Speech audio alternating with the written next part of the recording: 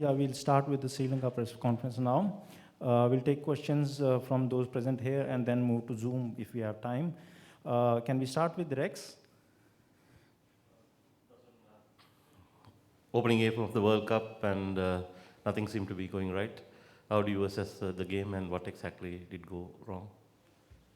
I think there's nothing to worry about. So it's the first game, but the way we played is the worry. So I think we are a better team than this, and especially when comes to the bowling. So if you look at their bowling, they really bowled in good areas, and where our bowlers didn't do. So I think we should learn quickly from that and come back in the next game. And the other thing is batting, so we can't lose 3 wickets in power play, so which makes very tough to chase down anything over 150.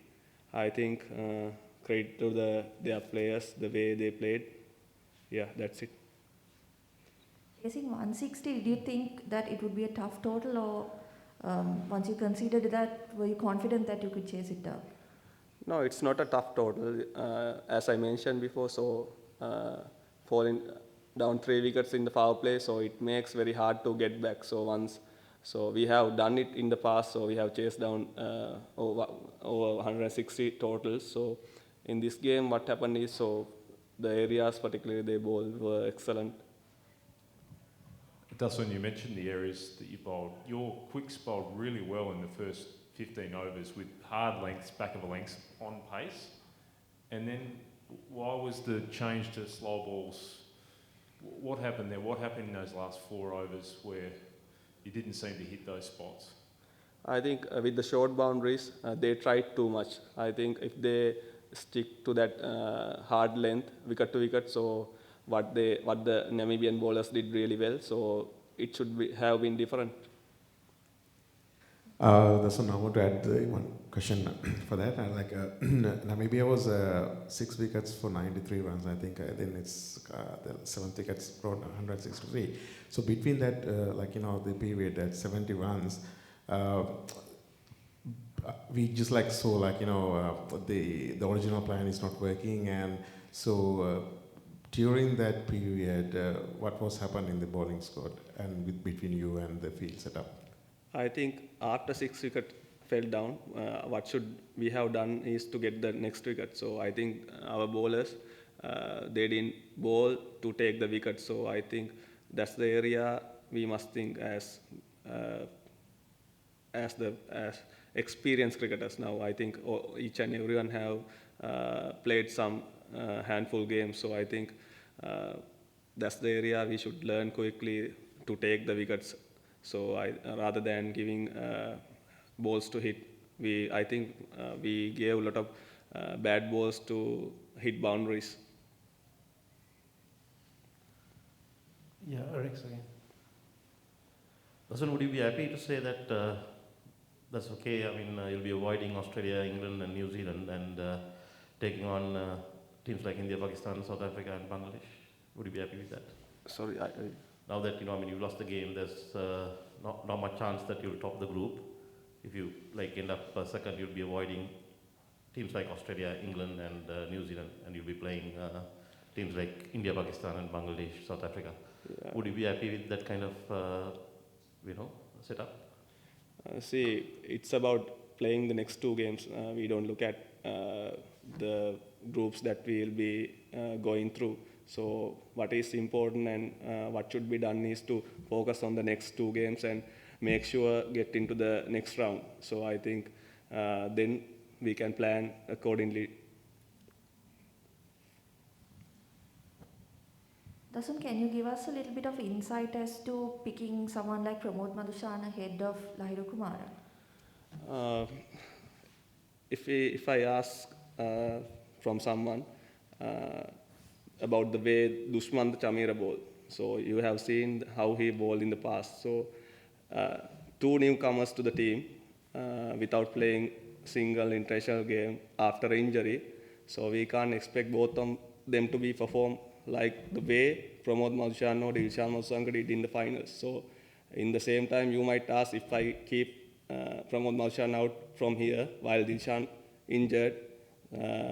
Why did you put out Dilshan and put Lahiru in? So that manner we can't argue on that. දසුන් කාසිවාසී දිනාගෙන පන්දු ගේීමට ගත් තීරණය හරි කියලා හිතනවාද? ඔව් ඇත්තටම ඒක හරි කියලා මම හිතනවා. මොකද අපි කණ්ඩායමක් විදිහට හොඳින් ලකුණු හඹා ගොස් ජයග්‍රහණය කරා. ඉතින් මට ඕන උනේ අර පළවෙනි පිටිකරුවන් 3 දෙනා 4 දෙනා ලකුණු අතරට එන්න එස්ටැබ්ලිෂ් වෙලා අවුරුදු 10ක් 15ක් ඇද්දනම් අපි දන්නවා එතන ඉඳන් ගේම් එක ගහන්න යට පිටිකරුවෝ ඉන්නවා කියලා අපේ. ඉතින් අපි හැමදාම පරාදුන මැච් වල ආරම්භ බැලුවොතින් පහුගිය මාස කිහිපය තුල අපි හරියට කරේ නැත්තේ ඒ ආරම්භයන් ලබාගත්ත නැති එක. ඒ තරඟ තමයි අපි ගොඩක් වෙලාවට පරාජය වුණේ. ඉතින් මම හිතන්නේ අපි හැම වෙලේම මේ ඉන්ටර්නැෂනල් ස්ටේජ් එක සෙල්ලම් කරනකොට පළවෙනි විකට් 3-4න් ඕවර් 10-12ක් බැට් කරලා ලකුණු අඩුම දානේ 80ක් විතර ලබා ගන්න පුළුවන් නම් ඒක ඉතාමත් හොඳ දෙයක් කියලා මම හිතනවා. දසුන් සිංහලෙන් ප්‍රශ්නයක් අහන්නම් මේ දැන් ඕවරෝල් ගත්තට පස්සේ අපේ බෝලිං ස්කොට් එකේ බැටිං ස්කොට් එකේ ඔයා මේ මැච් එකේ දකින ප්‍රධාන අඩුපාඩු මොනවද සහ ඒ ඊළඟ මැච් එකට තියෙන ප්ලෑන්ස් මොනවද?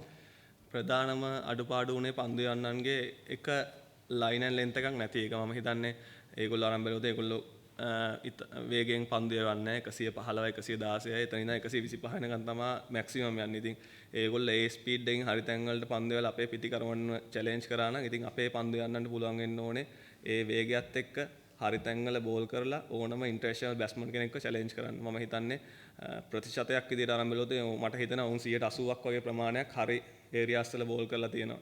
අපේ අරගත්තොත් අපේ පිච් මැප් එක ආරම්භ කළොත් මම හිතන්නේ 40%ක් වගේවත් ඇති කියලා ඒ හොඳ ඒරියා වල බෝල් කරලා. ඉතින් මම හිතන්නේ මේක කියන්න ඕන දෙයක් නෙමෙයි. ඉතින් අපි ක්‍රීඩා කරලා තියෙන තරඟයි අත්දැකීම් එක්ක බලනකොට টপ ඔෆ් ෆෝප් ඇවිල්ලා ඕන බෝල කෙනෙක්ට දාන්න පුළුවන් වෙන්න ඕනේ. ඉතින් මම හිතන්නේ ඒක තමයි ලොකුම දේ පන්දු යන්නන්ගෙන් උනේ නැති.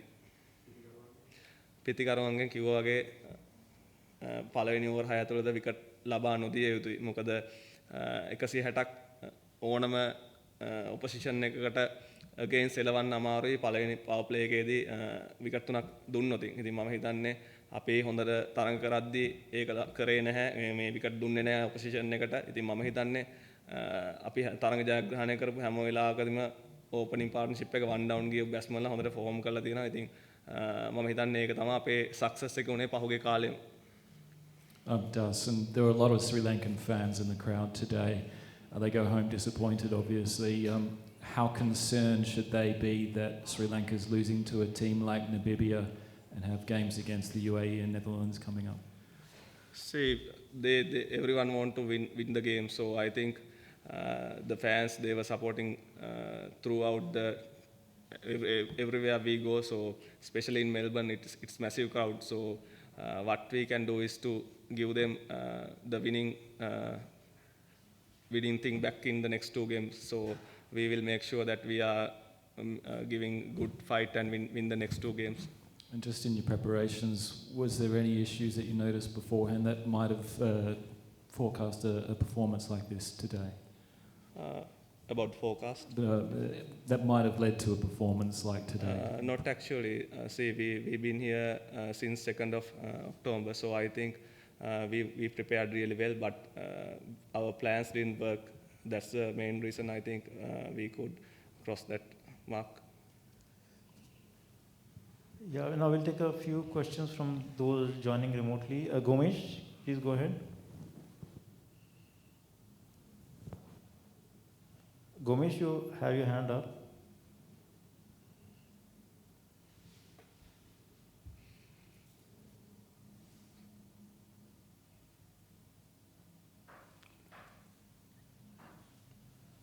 Sorry, I don't think he's able to hear me. Any other question here? දසුන් අද තරග ඔබ ඉංග්‍රීසි භාෂාවෙන් සඳහන් කරා තරගාවලියට ටිකක් කලින් පැමිණියා. ඇත්තටම අද තරගයේදී අපට මග ඇරුණු තැන් මොනවද? මම කලින් සඳහන් කරපු ආකාරයට අපි මම හිතන්නේ ලෙන්ස් මොකද දුෂ්මන්ත ජමීර පන්දු යන විදිය දැකලා තියෙන අවුට් බෝලෙන්. ඉතින් මම හිතන්නේ එයා තරගයක් ක්‍රීඩා කරේ සෑහෙන කාලයකට පස්සේ. ඉතින් මම හිතන්නේ එයාගේ ගොඩක් ලෙන්ත් මිස් වුණා. ඒ වගේම අනිත් පන්දු යන්නන්ගෙන් ලෙන්ත් කන්සිස්ටන්ට් උනේ නැහැ. ඉතින් ඒ දේවල් निराකරණය කරගෙන ඊළඟ තරගයේදී හොඳ තරගයක් ලබා දෙන එක තමයි බලාපොරොත්තු. දසුන් අංක 3 4 සහ ධනුෂ්ක ගුණතිලකගේ ෆෝම් එක ගැන මේ සෑහෙන ලකුණු අතර හිටියේ නැහැ. මේක මොකක්ද මේ ගැන ගන්න? මම හිතන්නේ අපි ගොඩක් වෙලාවට අර එක දිගටම chance එක ලබා දුන්න එකම ක්‍රීඩකයන්ට ඉතින් අනික විනිං කම්බිනේෂන් එක ඒෂියා කප් එකේ ඉඳන් එද්දි ඉතින් මම හිතුවා ධනුෂ්කට අපි කණ්ඩායමක් විදිහට තීරණය කරා ධනුෂ්කට තව අවස්ථා දිය යුතුයි කියලා. ඉතින් චරිත් අසලංක ඉන්නවා. මොකද ඔහු ගිය පාර වර්ල්ඩ් කප් එකේ වැඩිම ලකුණු ලබාගත් ක්‍රීඩකයා. ඉතින් ඔහුට හොඳ අවස්ථාවක් තියෙනවා ඊළඟ තරඟවලදී ඉදිරියට ඇවිල්ලා ක්‍රීඩා කරලා හොඳින් කරන්න.